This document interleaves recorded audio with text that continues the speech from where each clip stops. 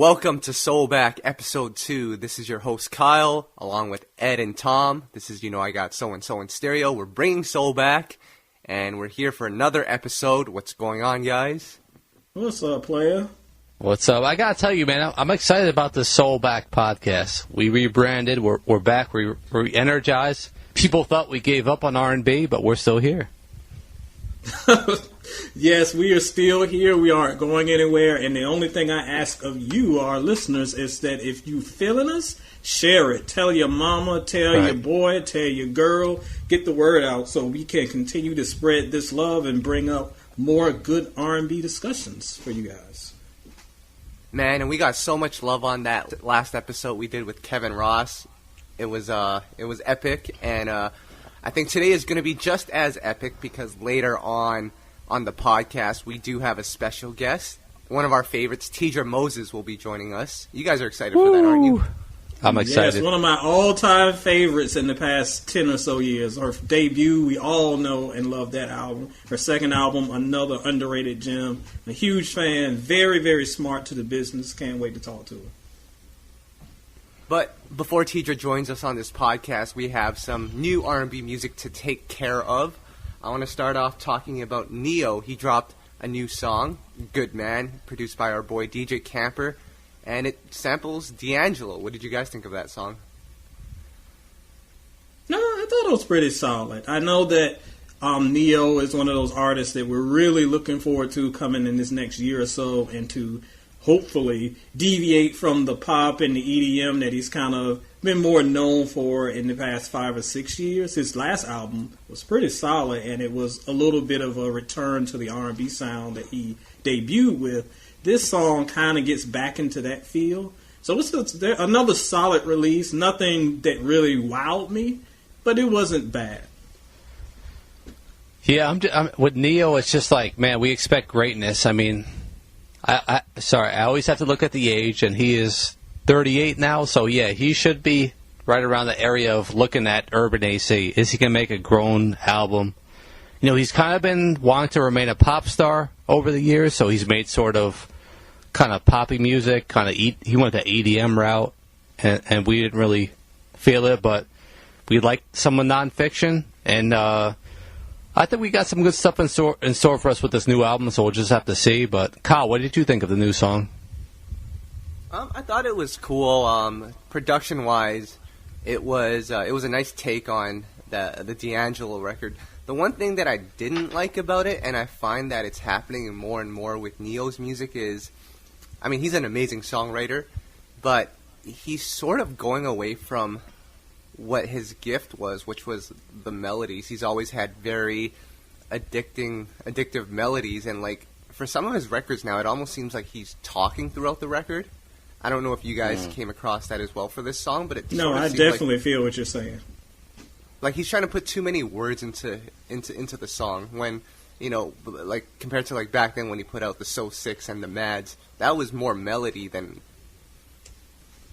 Yeah, I think Neo was kind of trying to refine his way a little bit. Back then, all of that seemed to come second nature. And now we're at this point where he's deviated from that sound and he wants to go back to it a little bit, but still sprinkle a little bit of 2018 in there. And kind of the wordiness and the word soup that we're hearing on a lot of these records is something, if you read my reviews, that I complain about a lot because it really hurts the ear. And that's one thing that took it. It wasn't too bad on this record, but it was noticeable. So I hope it was kind of a one-off and not something we'll see a lot of later on. I mean, yeah, but I'm definitely looking forward to. I'll just say it's tough for an artist like Neo. I mean, Kyle, your whole generation is kind of in that tough spot of which direction do they go? Do they go kind of the more commercial? Do they go more of the traditional? They're kind of stuck in the middle. But Neo is an artist we never really gave up on. He's so talented, and I think he's going to come through for us. Even nonfiction, it didn't get the attention it deserved, but I think this new album, like at least some of it, we're going to like.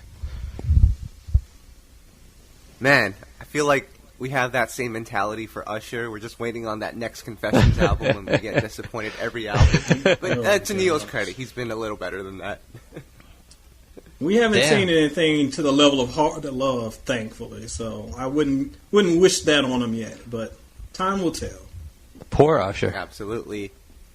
So Neil's album will be coming out later this year. I believe he's actually planning to drop a new song every month, starting this month. So in March we'll get another song, and in April we'll get another song, and in May we'll get another song, and then I guess by June we'll get the album.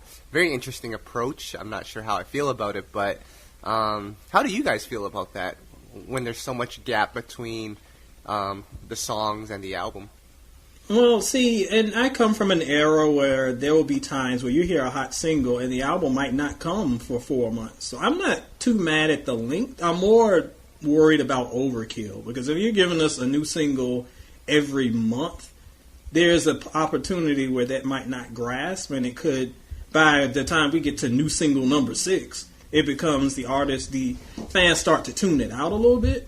So that, to me, is a little worrisome. I understand the strategy of unloading new music all the time, but I don't know. Maybe old school head over here, but feels like a little bit of too much.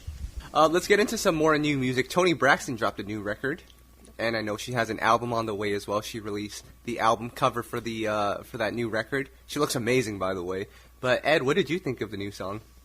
Player, love this joint. This, when we talk about a kind of a throwback sound and going back to the basics and just knowing your audience and giving them what they want, this is the Toni that I love. Straight up ballad, and she's killing it. It sounds so good. It just appeals to me in every single way. Probably one of my favorite songs I've heard so far in this very early year of 2018. I loved it. You know what? We know Tony's going to come with something good, because you heard the album with Babyface. It was, Ed, modern day classic. It's up there. So underrated. Yeah, so you know Tony's not going to go trap sound or anything stupid like that. So, I mean, we've heard the music. It's good. I mean, she's not going to let us down. I mean, my only problem with Toni is these headlines with is she married to Birdman? Is she not? Are they engaged? God. Like, but hey, it's working in her favor. I mean, come on, it's keeping her in the headlines, and in this day and age, like that works. So, but I know this album's gonna be good. It's coming out in March. It's called Sex and Cigarettes, and it's gonna be good, guys. I think we've heard maybe 3 singles now: the Deadwood, this song, the Birdman song, and there may have another one I'm missing. But pretty much everything, even the Birdman song, is pretty enjoyable. So I am looking forward to this new project. What do you think, Kyle? I know you're a big Toni Braxton fan. You grew up on her debut album, Kyle. Actually, I grew up on her sophomore album, but I just remember Deadwood. We definitely left that in 2017. I think we had a fun time with that term, but we are moving forward. But yeah, I heard the song as well, and I really liked it. I forgot to mention, the song is called Long As I Live, so for everyone out there that wants to check it out, you should. The song sort of has like a 90s feel to it with, I mean, it doesn't sound old, but it does remind me of the 90s. And let me just say, guys, Bruno Mars' impact is finally being felt. Let me just say that. Oh, calm down. We'll see how that goes. I think we would have got this if Finesse existed or not. Bruno Mars is supposed to impact the younger artists, not the older ones, Kyle. True. Oh, sorry. I thought Bruno was going to bring Keith Sweat back to the back to the top of the rankings. But First of all, Keith has got a hot single himself, so mind your business. This is true. Now, of course, Toni Braxton and Neo both have albums coming out. What albums are you guys looking forward to? Well, I kind of mentioned Toni. That one's kind of high on my list right now due to these solid singles. I wonder where Marsha's album is. Marsha she's one of those artists that'll kind of drop a single here and there, just drop something off and vanish back into the ether. But I wonder if she's got a project in the works, because her last 2 albums, I think I gave both 4.5 stars out of 5. I loved them. So I think we're really ready for another Marsha project. And although I have had my ups and downs with her, it's weird we haven't heard anything from Brandy lately. Man, I was going to say, I'm waiting on a Brandy album too, and I think she's not going nuts on Instagram anymore, so that's a plus. So maybe she's in the studio working. We can only hope. I'll tell you a couple albums I'll tell you a couple I'm expecting. I hate to say it, but Usher. Are we going to get a new album from him this year? Redemption? Oh, we've been waiting on this road to redemption for like 8 years now. You're still on it, Tom? Yeah, player. We love Usher, but how long? I mean, we can't wait for the ship to be righted so much. I say the same thing about your boy Tank. Like, how many chances we going to give him? I'll tell you a couple artists.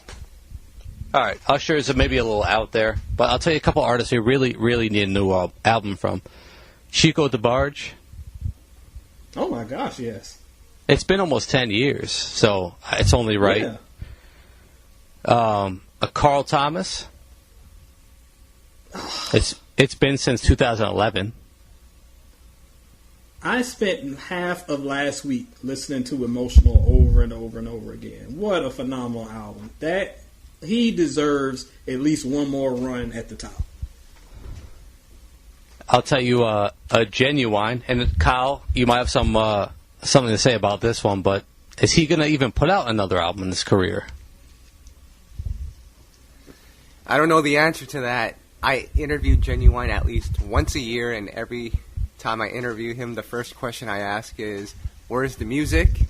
And I know people actually want to hear music from him because, let me tell you, all of my Genuine interviews get like 5,000 views on YouTube. So everyone's waiting. We're waiting on him, and I don't know if we're going to get it.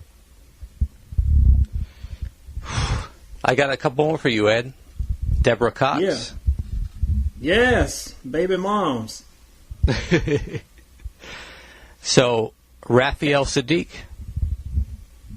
And that's another good one. I mean, just taking those two names. First of all, Deborah, I just knew he would get something when she was doing the work on the Whitney project. Because that seemed like the perfect opportunity to drop some material of her own. We didn't see anything. I'm not sure if anything's in the works. Sadiq always kind of has a lot of, you have to kind of read those liner notes. He's always around producing, writing, doing the thing in the background. But he's another artist that's long overdue for some solo shine. I got a few more for you.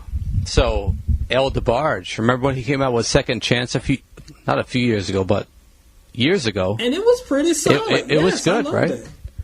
But will he ever release another album? Will he ever do another one? Well, poor El has been having some issues, some personal issues, as he tends to kind of go up and down on. I hope he's on the road to recovery in recent. I haven't heard anything in the past year or so, but I know he was on hard times not long after that album dropped, so we can only hope for the best. And then we've got my boy, John B., who it's been since 2012. Will he ever release it? I mean, he will release another album, but when will it be?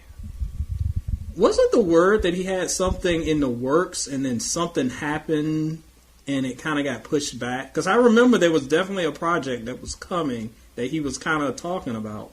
Yeah. Any kind of word just whispered away. He was working with Warren Campbell. I think it didn't quite work out, so I don't know where that's at currently, but we could use another album from him. It's been 6 years, so. Yeah. Here's one for you, Kyle. A. Marie. We need a new one from A. Marie. Yeah, we do, but I think she's pregnant right now, so it might be a little bit longer until we get another A. Marie project, unfortunately. But, I mean, what's your feeling on Brandy, though, Kyle? I mean, that's one of your favorite artists, but what are you expecting from her? I mean, it's been since, what, 2011, 2012? Yeah. I think Brandy is still capable of putting together a really solid album. It's going to be interesting to see, because it has been quite some time since 2011, if she still has that buzz around her. I know she has a show coming up in New York, right? At BB King's is sold out pretty much immediately. Yeah, like, that was an interesting thing for me to see, because you and I both weren't sure if her audience was still checking for her, because the last time around, I think she did a much bigger venue, but this time she's at BB King's. It's interesting. But you know what? It's sold out. Yeah, it's interesting, Ed, because, Ed, what do you think about this? Like a few years ago, she did a venue that held about, 2,100, 2,200. Mm-hmm. Now she's doing BB King's in New York City, which holds about 800, 700 people. Like, is that Like, what does that mean for her career? Well, there are two ways you can look at it. Because I remember maybe a year or so ago, J. Cole came here.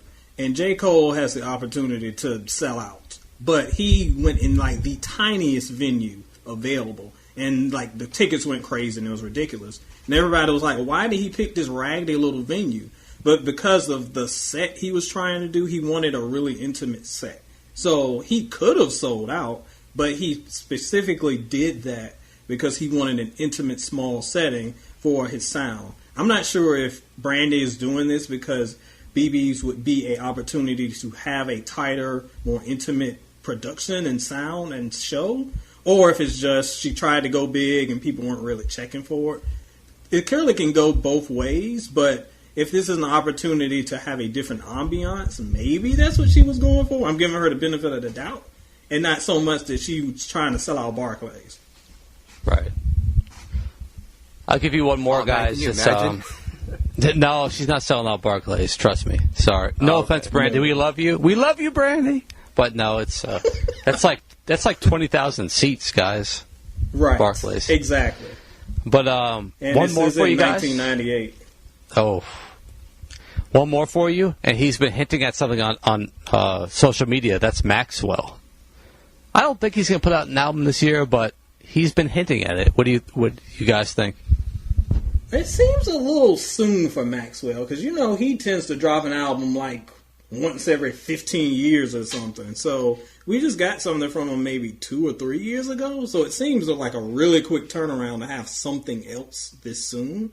Maybe I'm wrong, but I wouldn't expect something from Maxwell this soon. I wouldn't turn it down because every Maxwell project is quality. It just seems a little soon for him.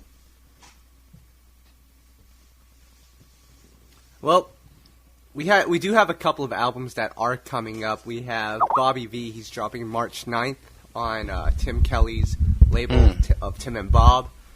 And we also have Xscape, and luckily they're not going to be the Playa Please for today, but Xscape, they're working on their new project, and they actually recently rebranded their group name, so they're now Xscape, but instead of having an E at the end of Xscape, it's now a 3, because there's only 3 of them Lord left. have mercy. Oh my gosh.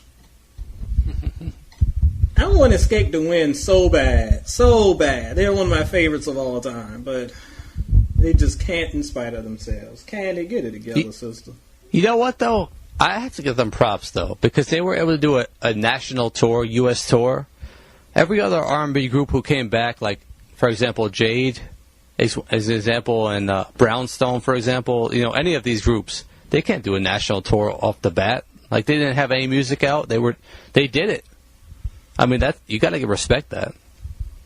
And to their credit, though, you got to also remember how Xscape has a weird history because they just kind of vanished in 2000 and that was it.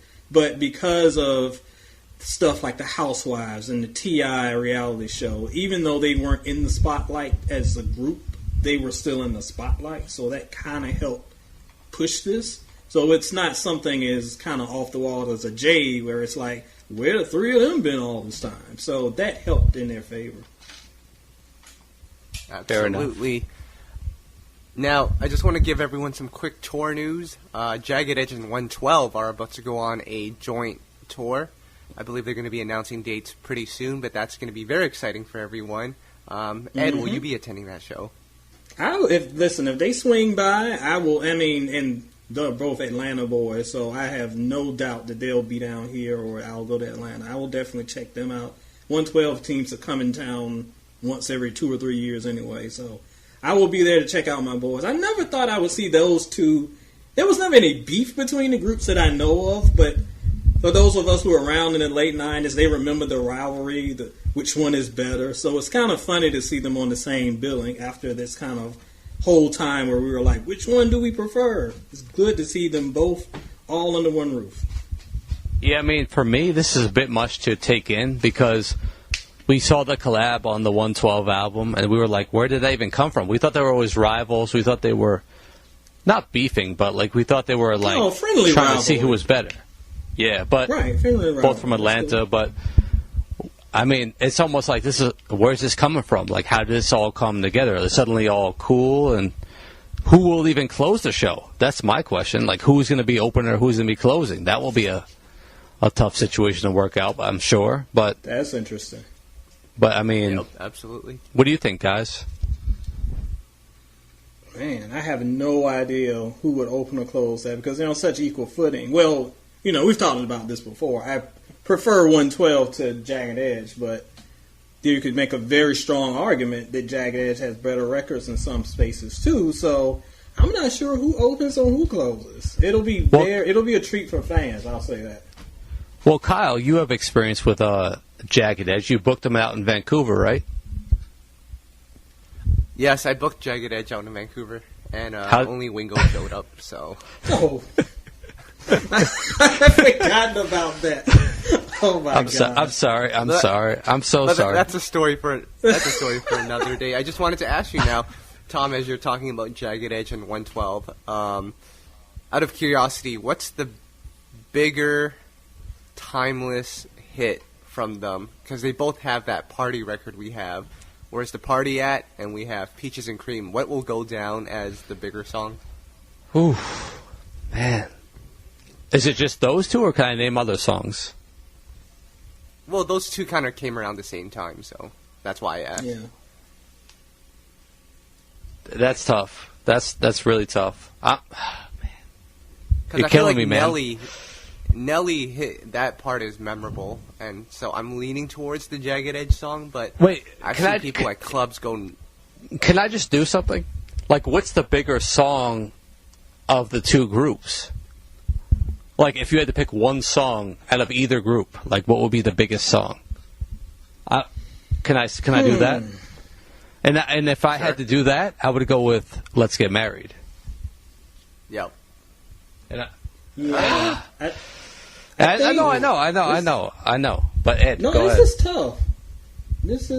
I think to get to Kyle's question, for me, Peaches and Cream and Where the Party At. To me, that one's easy. That one's Where the Party At. I think that one has endured a lot longer. Peaches and Cream was, honestly, to be fair, I'm not a big fan of either song, but I know that Peaches and Cream was very, very, very hot in its era, but Where the Party At has kind of endured. So I'll give him the edge over that. If I think about the two biggest songs from both groups, definitely Let's Get Married. I don't know, maybe Cupid for 112? That's it's really hard. It's either Cupid or the remix to Only You. But I was going to say that. Can I say one thing, though? Man, it's hard. Like, those two songs you named, Kyle, I don't hear any of those songs on radio anymore. Like, I haven't heard Where the Party At in years, or Peaches and Cream in years on radio. Like, I haven't heard Peaches and Cream in years. I have heard Where the Party At at parties occasionally. I don't listen to radio. I have not heard it forever. I mean, I'm someone who I don't listen to radio, but if I'm in a store, you know, it's on either they play Hot 97 or whatever.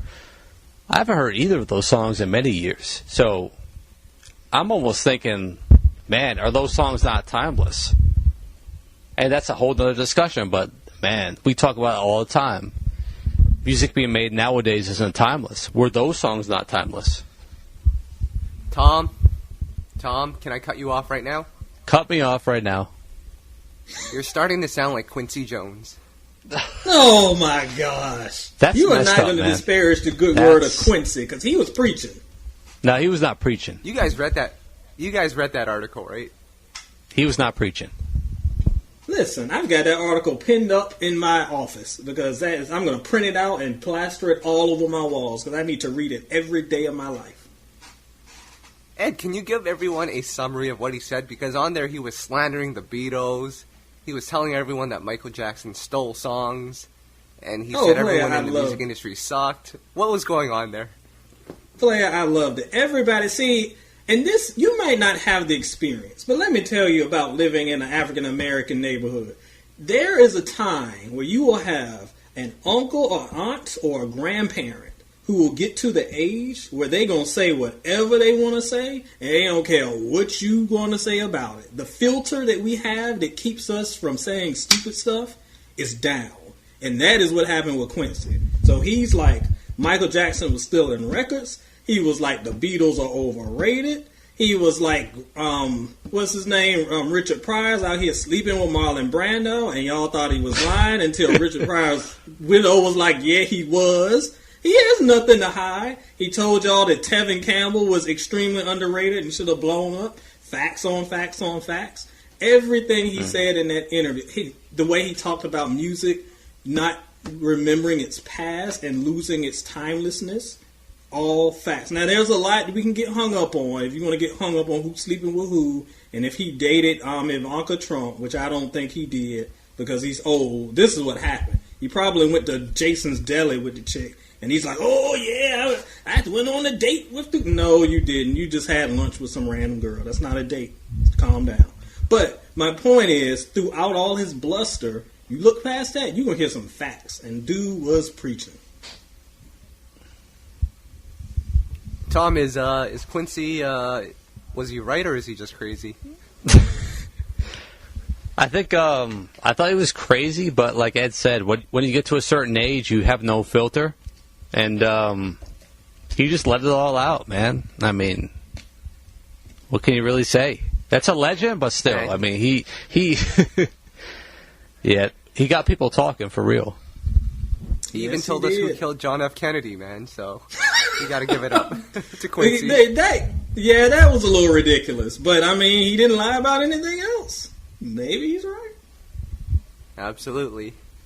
And not even Quincy will get our Playa Please of the day, and neither will this one, even though I really want to give it to this group of people. But Janet Jackson Appreciation Day happened on Justin Timberlake's Super Bowl performance. Ed, this is your opportunity to go off. Did you enjoy Janet Jackson Appreciation Day? Absolutely. Well, I was going to say absolutely not, and that's not fair. Because I appreciate Janet. And you remember last week's podcast where my voice just went out because I ran it so long. Here's the thing that I have an issue with Twitter. It's not that appreciating Janet is wrong. Absolutely not. But are we appreciating Janet beyond the trending topics? Are we going to her shows? Are we copping her album? When is the last Janet album you had? I can look right now on my shelf, and I have every single Janet album, the physical copy of all of them. It's cash money paid.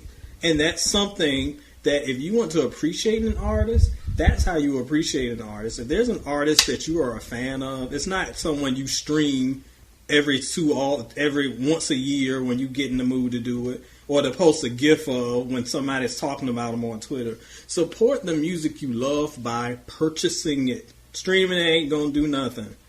Talking about them on Twitter ain't gonna do nothing. Dragging somebody who disagrees with you on Twitter is not doing anything. Appreciate your artist by giving them your $9.99 or your $1.29 on iTunes. That's it. I don't want to see any hashtag activism on this stuff. Give Janet some money. Appreciate her that way. But Ed, I have a rebuttal for that, and I was telling Kyle about this on we were texting back and forth. People were supporting Janet on her tour, and it did really well, right? So true. We're in the day and age where people don't buy albums, and people aren't expecting to buy an album. Like, they could say, I'm a huge supporter. I went to the tour. They don't want to hear They don't want to hear the new music, man. They just want to hear the hits, man. Like, she's been around forever. And they feel like they're 100% supportive of Janet by going to the tour. So, and I'm for cool me, with that. For me, I gotta say, they did their part. I mean, the tour was a huge success, and it will always be. If Janet ever goes on tour, it will be a success. So, for me, they did their part of supporting Janet. I mean, what do you think, Kyle? Well, I see your point, and I do agree with it. However, I feel like Janet might lose out on, ticket sales, but I'm pretty sure another person would just swoop in and sit in that seat and watch Janet live. But how many people are out here buying the music? And I know no one does that anymore, but if you really want to show your support, I feel like you should go out and buy the album. And to Janet Jackson's fans' credit, and they don't have like a stan group name or something like that, right? Not that I know of. Okay, the Janets. To their credit, Unbreakable did do some pretty good numbers on the charts. It was number 1, actually, on the Billboard 200. So I'm not knocking them for that, but Tom, to your point, I just want people to check out and buy the music. I'm not sure what her streaming numbers were like, but man, everyone's going to go to the tour. We all have at one point, but who's really out here buying the music? And I think that should be the indicator of support. Yeah, right. But I mean, streaming does. Yeah. Go ahead, Tom.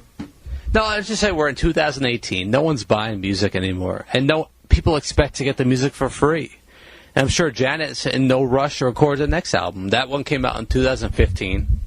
We're in 2018, and I don't think she's in any rush based on the fact that no one's buying anymore. I mean, what do you think, Ed? I don't think, and I agree with that. And you make a good point about the tour. And I think that a lot of artists, especially these legacy artists, that's where they're making their money, through touring. So that's cool if you're supporting the tour. And as Kyle said, Unbreakable did very well for what you would expect. This isn't 1992, so you weren't expecting quadruple platinum, but it did well for what it was. However, I still think that for a lot of fans who are riding and yassing and going off on Twitter, put your money where your mouth is and support these artists in some sort of way, because streams count, but they're such a small fraction. You got to pull a Chris Brown and have the thing running all day and night while you're outside cutting the lawn for it to actually matter. So again, if you want to support and you say you're a fan, go out and purchase a ticket, cop the album, download something. This all helps. You yelling at somebody on Twitter is not helping her bank account. Can I just have you guys make one prediction though? And what year will we get Janet's next album? The last one came out in 2015. Yeah. She usually takes about 4 or 5 years. We'll probably have one, maybe 2020. I'd say next year. I think she's already working on something, so I think next year we'll probably 2019 see something come up. Yeah. Okay, that's fair. Now, we keep hyping up this Playa Please award, and it's not where you think it's headed. We're not going to talk about Justin Timberlake because we've talked about him too much, and let's be fair, his Super Bowl performance was okay. It wasn't the worst thing of all time, so Twitter needs to calm down on that. But I have one that's even better for you guys. The Playa Please award, Ed, is Chris Brown. He recently tweeted, just thinking a crazy world tour would be Beyonce, Rihanna, Bruno Mars, and Chris Brown, 2 for 2. And if y'all decide to do it without me, give me 10%. So I guess we're going to give Chris 10% if this ever happens. I'm going to give Chris that work. First of all, that's a great tour with 3 of them. But if we had Rihanna, even though you know how I feel about her, Beyonce, Bruno, okay, we good. Cousin Chris is really the 4th wheel in this thing when you look at levels here. Secondly, how is a Chris Brown Rihanna tour going to work? Have we thought about that? That seems like a think piece waiting to happen. Thirdly, now you want to cut if it doesn't work? You can tell that this brother is from Virginia, because that is some Virginia thinking if I ever heard of. I haven't done anything, but give me a check for it. Ugh. Why do you keep defending this dude, Kyle? Please tell me. Ed, man, that's a bad way to talk about family members. That is. When family comes, it comes from a place of love. So I can tell my cousin that he's ridiculous. Cousin Chris? Let me just say, if this tour ever happens, I'll be on Ticketmaster.com at 10 a.m. ready to buy those tickets. Oh my gosh. I hope you sit there and keep refreshing the screen and it's like, sorry, all the tickets are sold out. Oh, that is the worst. However, I think it's that time. Like I said, every week we're going to bring in someone special, someone that's definitely brought soul back. Tom, we have another guest today. Who's our guest today? Yeah, I'm really excited to introduce today's guest. It's someone I've had the chance to get to know over the years through interviews here in New York. And someone we really admire her music. Every project she comes with, we just love. We love her hustle and her grind. And, you know, her latest album, Cognac and Conversation, man, it was one of our favorite albums a couple years ago. And just really, she shows us so much love. Like, all the love we've shown her, she shows it right back. So this is an artist we really, truly appreciate. I'm glad to welcome Teedra Moses to the podcast. Guys. I guess it's so good to have you here with us. Thank you for having me. This is super cool. I think it's cool what you're doing. It's awesome. We need more of this. So the first thing I mentioned, I mentioned that we loved the Cognac and Conversation album, Teedra, but I do have one complaint, and I'm sorry to bring this up, but I really thought that one, your duet with Anthony Hamilton, should have been a #1 single at Urban AC. That record was so amazing. Haven't heard a record like that in a long time, but man, I just really wish that one would have taken off and been a big hit. Babe, where I have come to the place I've come to with music is that I make it. And that's what I do. Do you understand what I'm saying? Like, getting caught up in what happens to the music after it leaves my soul, it'll stop me from doing it. So I just do it. And so the fact that it touched you, that was God's purpose for it. You know what I mean? Like, I can't think technical about it in business. I can't think about those things because you know how long I've been doing this. You know how long I've been hustling. So if I thought about that, I would have quit like at least 10 years ago.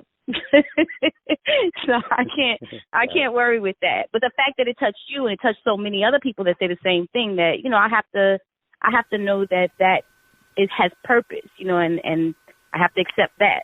Not that I don't want more. We continuously thrive for more, but, I've always been indie.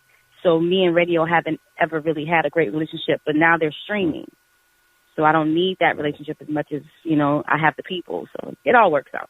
Well, Teedra, I just got to ask you, because I think all three of us are still working on it, but how does it feel knowing that you wake up every day, with your debut album and knowing that everyone considers it a classic? Like I said, once again, I can't really think about that. The thing is, I just am so caught up in my purpose. I'm probably I have evolved to a place where all that stuff that, I want people to be aware and all these different things. But I mean, hey, one may say it's a classic, one may say it's not. So I just can't really get caught up in what work I'm doing, how it's being received, as much as how I feel about putting it out there. Because I swear to you guys, like, if you take the praise, you got to take all of it. You can't just take the good parts. You got to take the bad parts too. So every time something comes at me, I say, oh, people consider it a classic? Oh, thank you, God. Oh, someone says it's boring, or it's all, okay, fine, that's cool too. I just can't take any of it too serious, because I don't think it really matters, actually. I'm sorry. I don't mean to sound like ungrateful, because I am. I have people rocking with me so hard, and people find out about that album to this day, and they'll be like, oh my God, it's so great. Have you heard of this girl? Like, like one time I was at the airport, and this lady was like, oh my God, there's this new great album I just heard of, this girl, Teedra Moses. You guys have the same name? I was like, yeah, we do. I heard it was a good album. Wow. Teedra, something we always talk about on this podcast is how R&B artists aren't really releasing our albums as frequently as they used to, especially with the climate of R&B and how sales are going. And especially, I want to get your take on this, because I know you took a while between albums, between your first one and your sophomore album. So how are you going to approach that as you move to your next project? Because I know you give us mixtapes and EPs in between, albums, but what is your plan going forward in this R&B landscape? Well, me personally, I take time to live. That's very important to me. Going from complex simplicity to Cognac and Conversation, it was more of like trying to grow up as an artist and as an executive. Everything you get from me is all me. I make every decision, from the type of songs that are going to be on there, the songs that are written, I write them, I arrange them, I even add additional stuff in production, to who's going to mix it, to who's going to, it's just all me. So I just had to learn how to hone my skills, not as just as an artist and a performer, but as an executive on my projects, and, making the right relationships to make things happen. And it takes time as well for me to live. So in this sense, from Cognac and Conversations to the next project that I'm putting out, I just needed some time to live. I don't know, maybe because other people may not write all their songs, or they're not very deeply connected to it. It's just maybe just a job to them, and I don't knock that either. It might just be like, oh, I'm going to get money, I'm hustling, Well, for me, it's not really a hustle. Everything has to have purpose. So it takes money, first of all, to make a really quality project, because then the reason why I used to always throw out mixtapes is because it's you don't expect the quality level to be high because it's a mixtape. And if you remember, I always gave mine out for free because I just felt like people shouldn't pay for something that's not my best, you know.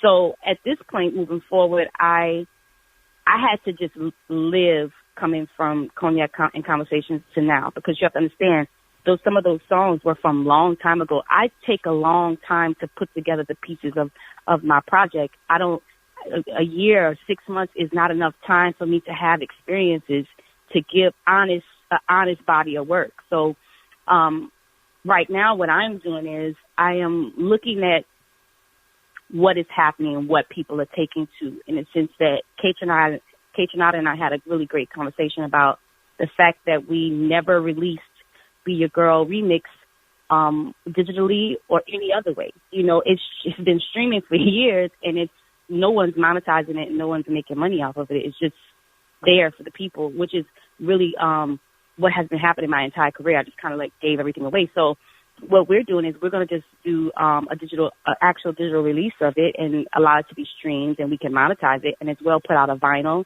of it. And we have another record that we did together called Fighting Farewell that we're going to put in the B-side, and that will just be, and that's coming in April, and that will just be an introduction to people that know this record but don't really know me. And from that, I'm starting to record my album in March. But like for me, it's just more so about it making sense, because sponsors don't really give a shit about us. I'm sorry. Sponsors don't care about us, you know, labels don't care, but the people still care. You understand what I'm saying? So it's like, I just put my focus there. Getting money is harder to put my projects together. I mean, like, they'll just give us simple crumbs and then expect, why didn't the Anthony Hamilton song, you know, be number one on Urban AC? Baby, because no one worked it. You know what I mean? Right. No one even knew it was there. You're relying on my personal fan base, which is, oh my God, is amazing. Like my best friends in the world, because they keep me surviving. In that time when they had, I think I was distributed by E1 through Shanachie, and they had a lot of other R&B projects coming out, and mine performed better than ones that were, you know, a little bit more publicized, you know, and it just goes back to me. It's like, why am I doing this? I'm doing it for the people. So let me not think about all that other stuff. When I'm ready and I have something to say and I've put together a body of work that works for me to present and I feel good, I'm going to give it to the people the best way I can. And that's how my R&B is working. I can't speak for the next person. I can't speak for the next artist. But for me, it's just like just doing my best to make it good, so my people are pleased. And in that, hopefully I'll gain more and I can stay on the road and I can keep doing what I love. You know, it's unfortunate that, you know, R&B gets the bad break that it gets. But when you look at streaming numbers and stuff like that, they really want it. The people really want it. So I don't really know how others move forward, but that's how I do. Hey, Ed, you know, Teedra made a really good point. I really like the fact, Teedra, that you're taking your time with your project. And I know, Ed, that's one of your biggest complaints with the newer artists. They put out a mixtape or an album every 6 months.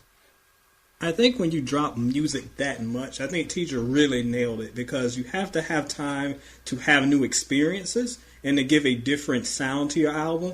Because if you listen to Cognac, that was a time where Teedra had kind of grown into adulthood, motherhood, and those type of experiences were kind of shown through the album. I loved the debut, but the second album just had a maturity to it. But when we're at a place, unfortunately, where we can drop music as often as we can, that's why one project sounds like the next and sounds like the next and sounds like the next, because the artist hasn't grown and the music hasn't evolved along with it. So I always say I would rather an artist disappear for 10 years and give me quality than drop something every 6 months. It didn't work out for Sade that way. You know, Sade does just fine. She's the person when people say, well, you know, you have to put out more music, you have to put out more music. I don't care. Like, my sons are 22 years old now. They listen to Sade. Do you understand what I'm saying? Mm-hmm. Like, if you're making something timeless, why are you worried about time? And every time just worry about it being good. And every time Sade drops, exactly. We go crazy. Every time she tours, we're there. Do you understand what I'm saying? It's like, really what's more important to me for all genres of music in any art form, any medium, is that it is of quality and good. there are a ton of songs that I could probably give you guys that I don't feel like you should hear. Because everything I do, you shouldn't hear. And I think that's the misconception of artists now. Oh, I did it. It's done. You need to let it marinate. See if you still like it before you just throw it out to people. You know, it's like quantity is not as important as quality. And I think that gets lost in translation in our art form, like especially like, you know, music.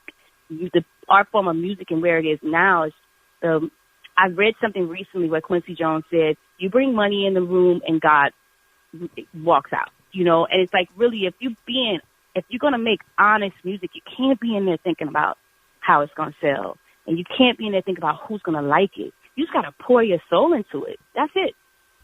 But if your soul is just the same way it was yesterday when you made the last album, it's like, that's kind of blurring a little bit to me. That's just my opinion. Man, Teedra's preaching. Now, next time I say this, they'll call me a hater. I'm going to say Teedra's hater. They call you too. a hater, baby. No. All day long. No. All day long. All day long. All day long. But we good. Cool. So, I mean, of course, we're all looking forward to your album, Teedra, coming out, you know, sometime this year. But just out of curiosity, what albums are you looking forward to this year from artists that, you know, you might be listening to? Is there any artist that you're waiting on an album from? I'm not particularly waiting on an album from because I don't even know who's coming out with. I don't pay attention enough to know who's coming out with an album, who's not. I just know that I like a lot of what I have heard. Like, I felt like P.J. Morton's album was absolutely ridiculous. I thought SZA's album was amazing. I thought Jhene Aiko's last album was really great and a vibe and, like, consistency. Like, see, I'm an album girl. I like to listen to albums. I'm not a playlist kind of person. I don't like to have to go to different artists to put together one playlist. I'm lazy. I just want to press play and listen to the album. And the people that I mentioned, their projects were something I could just listen to all the way through. And they gave me like a certain kind of vibe. Daniel Caesar is another one. Like, you know, there's certain artists that I just can listen to and it's just a really good vibe. And it makes me feel like, how can you even say like this art form is dying when you have this stuff happening? Like, I don't think people are really paying attention because some of those bigger artists that everyone is looking at in the commercial aspect are listening to these other artists, you know, and they're inspired by these other artists, you know. So I don't know. I can't say there's anyone I'm particularly looking forward to because I don't pay attention to who's coming, but a lot of what has been happening is very exciting to me. I think that just the sheer, like, appreciation for making music is coming through in this music that's happening right now. Some people could beg to differ. I don't listen to the bull. You know what I mean? I don't listen to the crap. I listen to what really touches my spirit and my soul. And a lot of what's happening is touching my spirit and my soul.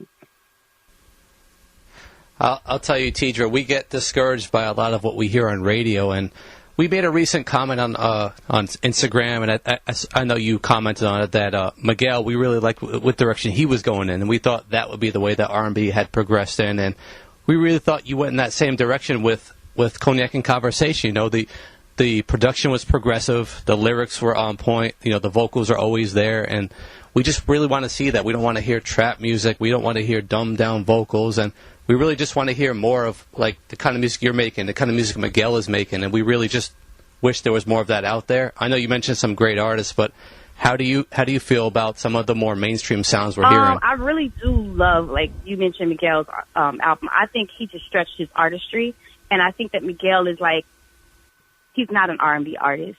He's just an artist. Right. You know what I mean? And he's trying whatever, like, it's just like saying Prince is an R&B artist. And I'm not saying that Miguel is Prince because people get so hot and out, you know. I don't want nobody to think I'm saying that. But I'm saying Prince is the artist you think of when you think of someone stretching, you know, past the boundaries. And I feel like Miguel does that, and I really, really appreciate that.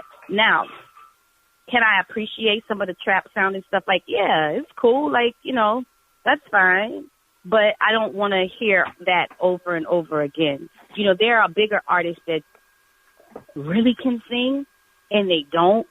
And that, to me, is like you playing with God because God gave you something. You know what I mean? And I just always remember the story of, you know, where God gave the talents, and then some people went and buried theirs, and some took theirs and it flourished, whatever. You can't bury your talent. Like, so if you can really sing and you keep throwing auto-tune in your voice and doing mumble rap singing, it's like, maybe at some point your skills might not be as good because you're not exercising them. Do you understand what I'm saying? But that's your choice. You can do what you want to do because maybe somebody wants to hear that. I just don't want to hear shit. It's just I don't want to hear it, you know? Not when I know you can really sing.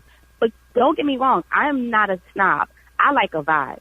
It's not about anything to me. A movie, a artwork, sculpture, you know, furniture, music, whatever. It's about how it makes me feel. And there's some mumble rap stuff that they do that I like it. It's cool. I'm in my zone. I'm smoking. I'm drinking. I'm chilling. And it's cool. But when it comes down to, like, talent and the things that make me feel like this is an anointing from God, it's like, you know, when someone plays an instrument, you know, when J-Mo plays the guitar or Charlie Burrell plays the guitar or Kiki Wyatt sings, it's like that's, you know, that's God. You know what I mean? And I would really like to see some of those commercial acts that can do that, that don't do that, really start doing it. Because kids need a song to sing at the talent show, at the school talent show. You know, you need to have a talent show of kids in high school where they actually have to have talent to win. You know, I just feel like the bar has just been lowered with some of the stuff that's happening. So I would like to see it being raised more on the commercial side more. But I'm sure it'll get there. You know, everything starts with the underground and it bubbles up. Yo, No, this absolutely. is like my favorite podcast ever. I done grabbed my popcorn, Teedra preaching, I'm about to praise dance. Everything that's coming out of your mouth is exactly what comes out of mine. We all good. I guess I'm a hater too, baby. I'm not a hater though. I'm really not. I'm really not a hater. I look at it like, you know, we can't, when you really love somebody, you hold them to high standards, right? Right. So you don't say, oh, I love them, so I love everything they're doing. No, you have to, if you love somebody, I would hope somebody says, Teedra, you can do better than that. You can do better than that. Do better. I would appreciate that if someone told me that when I'm being mediocre. Yes, we want the best of our genre, and there's nothing wrong with demanding more of the artist you love. There you go. So I think it's really cool, Teedra, that, you know, some of the albums that you said you were listening to, you're embracing the new sounds that are going on, like a Jhene, like a Daniel Caesar, and, you know, like you said, it's all about the vibes. But Ed, I know you're old school, but you also like the new stuff as well. So I guess I want to ask, Teedra, you know, of course with Bruno Mars, he won a bunch of Grammys for a sound that I guess had been done before. How do you feel about that? Do you consider that, I guess if cheating is the right word, but how do you feel about an artist that revamps their sound and rehashes a sound that's already been done? Well, if that's the case, child, we all cheating. You know, we're all cheating. Like, it's all been done. You know, and I have musical snobby friends, and we done been on phone calls just like this, and they're like, but this, and that, and da, da, da, blah, blah, blah. And it's like, yo, man, everybody's influenced by something and inspired by something. And what I can respect this young man for doing is, and the camp around him, which is some really dope writers and dope, you know, musicians and stuff, is that they went to do the work and they dug in to listen to Babyface to make a song like Versace on the Floor. You know what I mean? They went to listen to Teddy Riley to make a song like the Finesse record. Like, I mean, like, I can appreciate you doing your homework. That is what I can appreciate. Because now you're keeping the culture moving. Do you understand what I'm saying? Like, you're keeping the culture moving. And I feel like he did it and someone else didn't. And what one of my friends said is like, but no, Teedra, he did exactly what Teddy Riley did. He did exactly, you know, New Jack Swing. Okay. And that's how I feel about that. Okay. Right. what that's what he was trying to accomplish. Good job.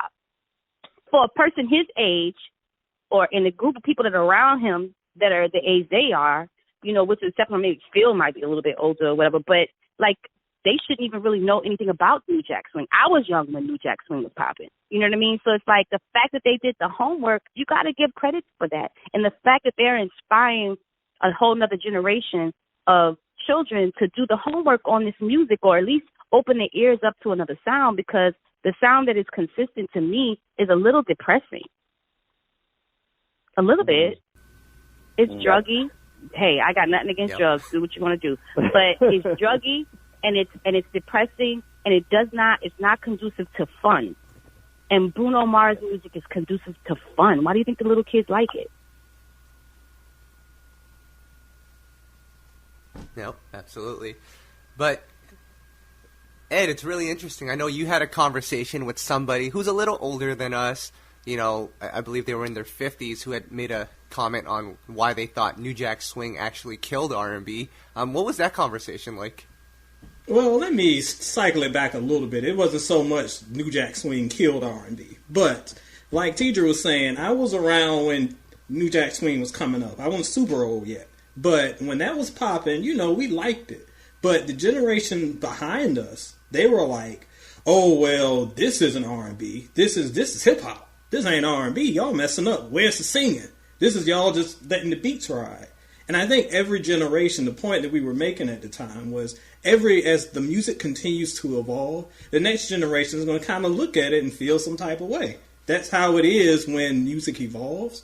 So I think that back then, back in the early 90s, late 80s, when my aunts and uncles were like, they're messing up my R&B, we see that a little bit today as the sound evolves, but I think the point that we're trying to make is that you can, and again, going back to that awesome Quincy interview that you need to read if you haven't, because my man was preaching. Music builds upon the past. Oh, he was wilding. Oh, the tea was being spilled. So what happens is music should build upon history. We should be able to look back in history and pull a little bit of it. I'm not mad that the times are changing, but a man like Bruno who can go and take some elements of a sound that worked in the past, that's what you're supposed to do. And he did it right because he gave credit where it was due. It wasn't cultural appropriation. Don't be in my mentions. He's not a cultural vulture because he admitted where he got it from, and he gave Babyface and the Pioneers props. So that wasn't appropriation. That was appreciation. So that's what the music should be, building upon the past and putting a new sound to it. We see it with Miguel. We see it with Bruno. I ain't mad at it. Neither am I, babe.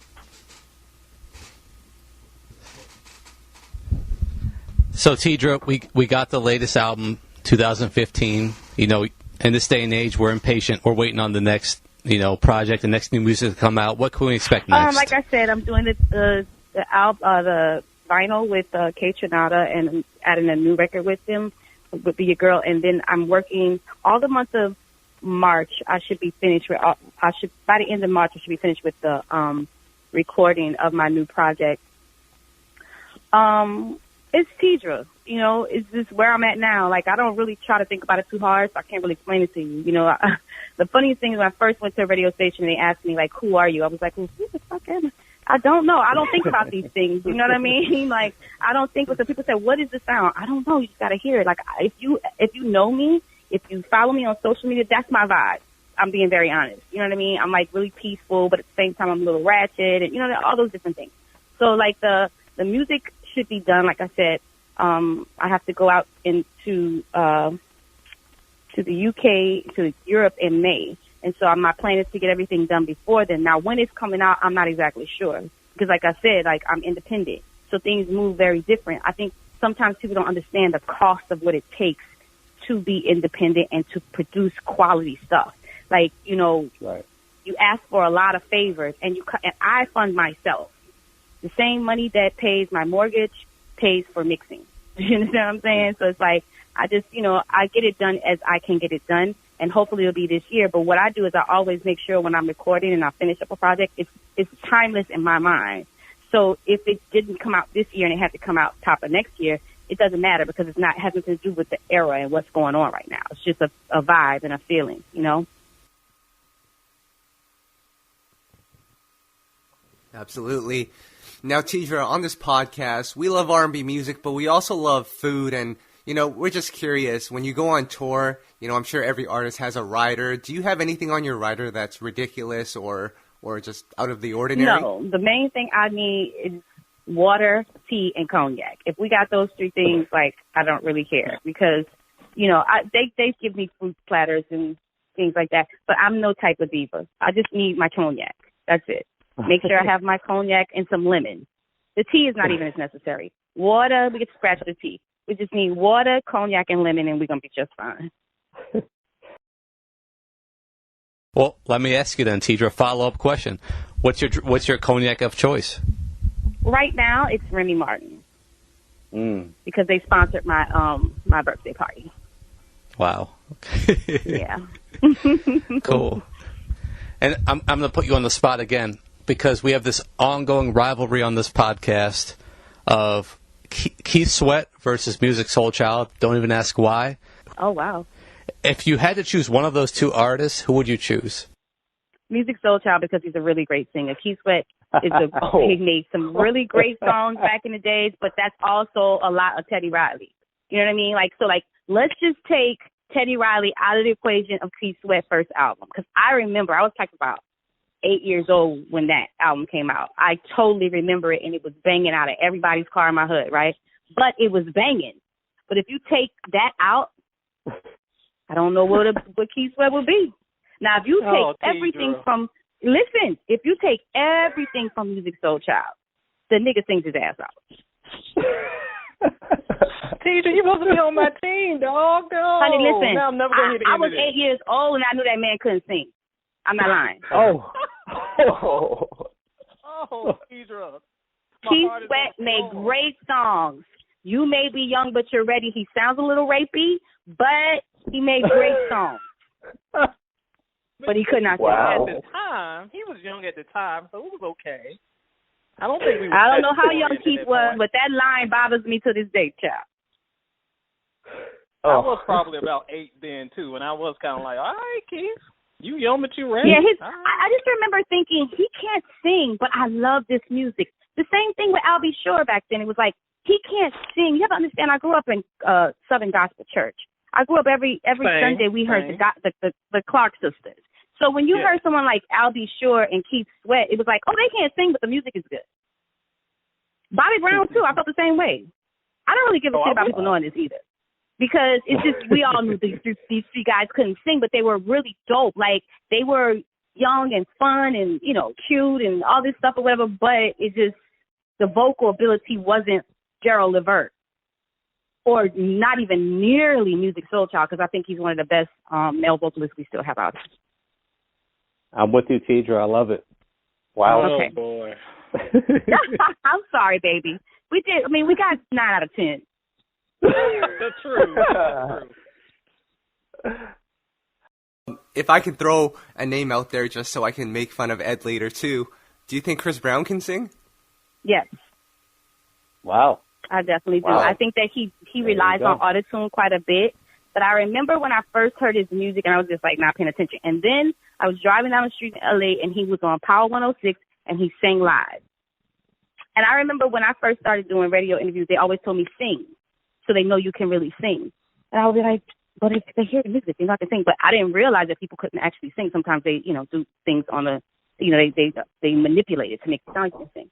And that is a really good thing for people that actually have talent, that can actually sing. They should always sing in places where there's no manipulation, so people can know that they can sing. Because I've been a fan of Chris Brown since he sang, I don't know your name, but excuse me, miss. I don't know what song that is, but he was singing that live. Oh my God, and he killed it. He had all kind of runs, and I was like, okay, Chris, little boy can sing. And that's when I started being a fan of Chris Brown. I definitely think he can sing. Who thinks Chris Brown can't sing? Oh, Teedra.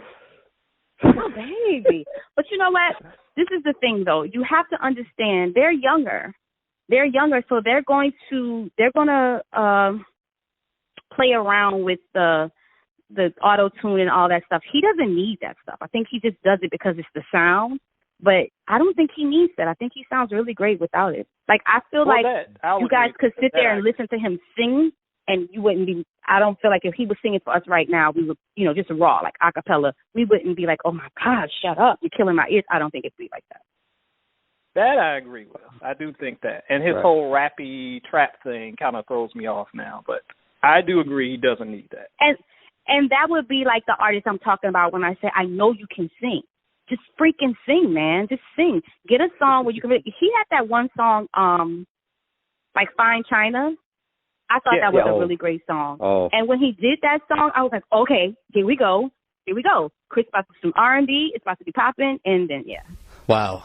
We've been saying that for years now. We agree with you 100%. But so we know it's there.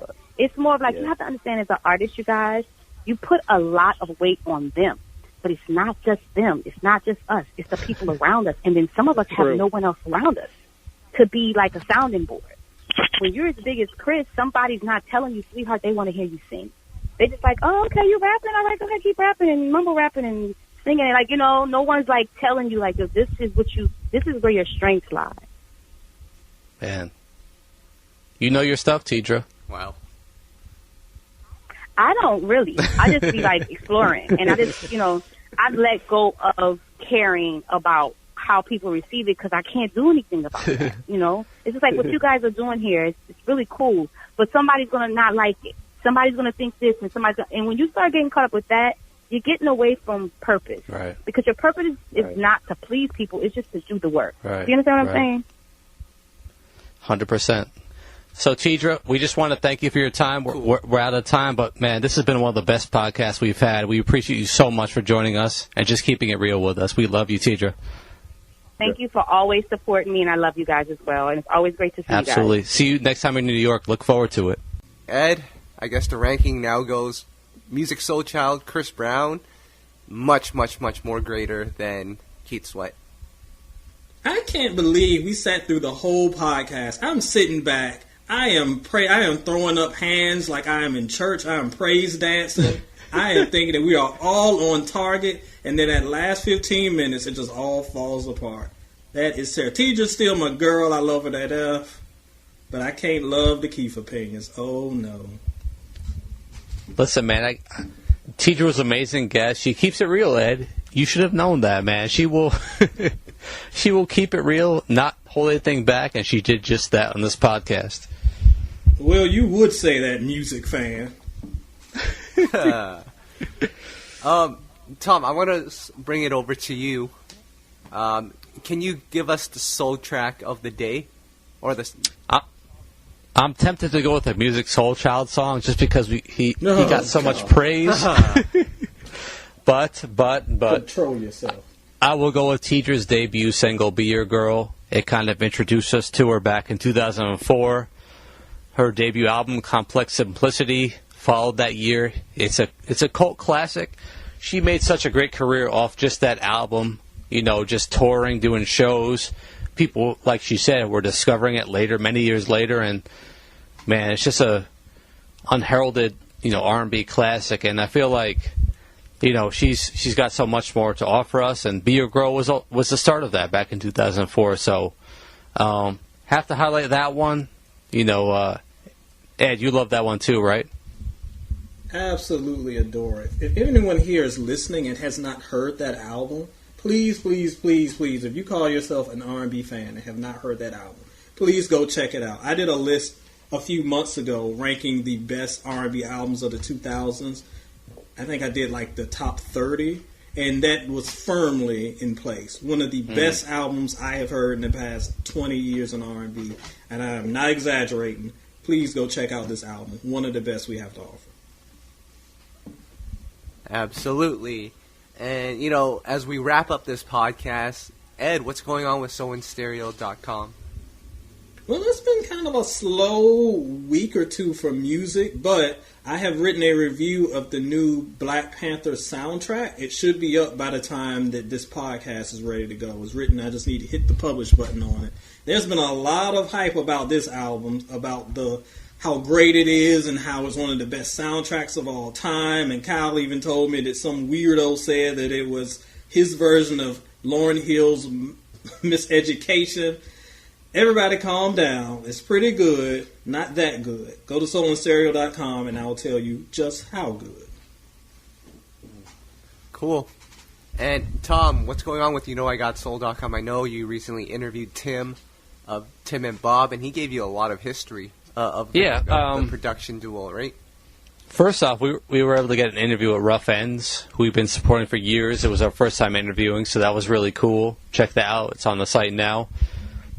We interviewed Tim of Tim and Bob. Like you said, he gave all the history. It was a really cool experience, so that was really cool guy, actually. It was cool to talk to him. So, other than that, I mean, it's been slow for R&B right now. It's February. You know, not too much going on. In the past few years, there's been a lot that's dropped on Valentine's Day out of nowhere, so we'll see. But Kyle, I did want to ask you on the spot, what's going on with her? I think she's working on an album right now. Well, actually, she's still on tour. She's going to be headed over to Europe. I think she might already be there, or she's going to be there, and I can't wait for Soulchild to let me know that she is the best of this new generation. I'm still waiting on that, but yeah, she's going on tour right now. So no, it's just interesting to me to see how that turns out. It's been something we've analyzed many podcasts, and I want to see how that works out. I mean, we believe in her. It's just a matter of, will the label do her right, and will it work out? Well, I'll tell you what, Tom, we will have her on the podcast eventually. I will make that promise to our listeners out there. I'm actually cool with her team, so we'll get Gabby Wilson, her on this podcast eventually. Cool. Jeez, make sure you use the right name. She's got to use one of those vocal distorters so we don't know it's her. Yep. Now, before we get out of here, I did promise everyone last week, and I kind of forgot about it. I forgot about it again today. But Rough End's new album, Tom, I know you had mentioned Rough End's earlier. Everyone wants to know our thoughts on the Rough End's album. I mean, I checked it out. It sounds just like a typical Rough End's album. Like, if you're a Rough End's fan, you should be happy with this album because, it doesn't deviate too much from their sound. And from the interview that you did with them, Tom, it seems like they put a lot of work into this album. Yeah, it's cool because, I told them in the interview, it felt like they picked up right where they left off back in the early 2000s. And they told me in the interview, they called this album, it's rated P for positive. They want to make positive music. They both have kids now. I think that's really cool, man. Like, how many people they're not concerned about radio. They're not concerned about making popular music. They just want to make music people will feel. Ed, man, what does that mean to us as R&B fans?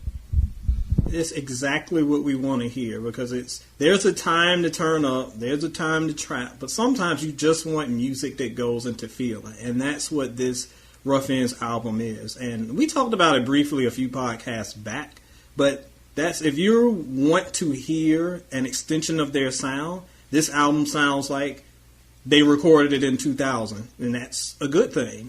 And what we're talking about now is a good thing because it sounds pure, it sounds true to them, and it doesn't sound like them pretending to be someone else. So I give them credit for doing that. A lot of artists aren't taking that kind of direction.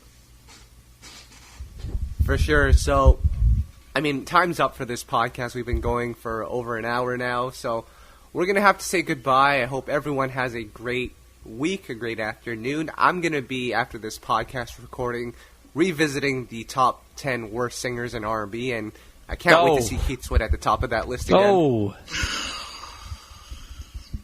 Ed, man. Ed, it's time to take those posters down, Ed. What it's time to do is get on the phone and call my man Barry. I think I'm going to have a new co-host on this podcast really soon. Barry. Barry Bars. Shout out to my boy. Wow. It's okay, Tom. We'll just have it rocking with Teedra on this new SoulBack podcast. Every episode, Teedra will be on every episode. Ed, you're out. Barry, you're out. Teedra, you're in. I knew this SoulBack rebrand was a bad idea for us. A terrible idea. Anyways, we will check in with you guys next time. We're going to have Teedra back eventually because we loved having her on here. But until next time, we will see you guys. Maybe another guest next time. So you guys stay tuned. Take care, guys. Peace. All right. Peace. All right. Peace. All right. Peace. All right. Peace. All right. Peace. All right. Peace. All right. Peace. All right.